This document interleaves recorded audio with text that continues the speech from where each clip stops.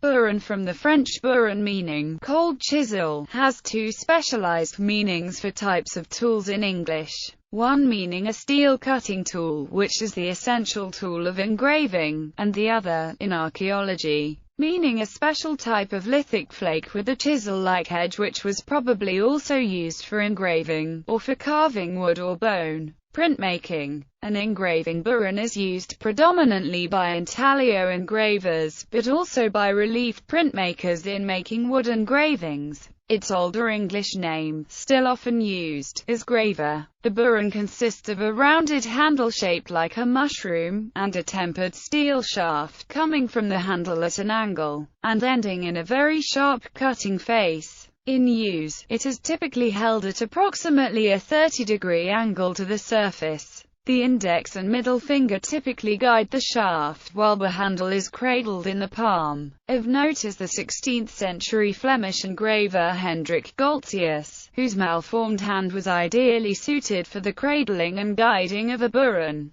Burish typically have a square or lozenge-shaped face, though several other types are used. A tint burin consists of a square face with teeth, enabling the creation of many fine, closely spaced lines. A stipple tool allows for the creation of fine dots. A flat burin consists of a rectangular face, and is used for cutting away large portions of material at a time. Archaeology. In the field of lithic reduction, a burin is a special type of lithic flake with a chisel-like edge which prehistoric humans may have used for engraving or for carving wood or bone. Burish exhibit a feature called a burin spall, in which toolmakers strike a small flake obliquely from the edge of the burin flake in order to form the graving edge. Burin usage is diagnostic of Upper Paleolithic cultures in Europe, but archaeologists have also identified it in North American cultural assemblages, and in his book Early Man in China, Professor Dr. Jia Lanpo of Beijing University lists dihedral burish and burish for truncation among artifacts uncovered along the banks of the Ligon River near Zhujiao. An example of a type of burin diagnostic of the archaeological stratum where they are found is the Noai burin, a small multiple burin characteristic of the Upper Paleolithic cultural stage called the Gravitian, California. 28–23,000 BP. These flake tools have been restruck and refined to give several chisel-like edges and a blunt, grippable rear edge. Gallery. Dihedral burin nanoblade. Carinated burin with multiple facets.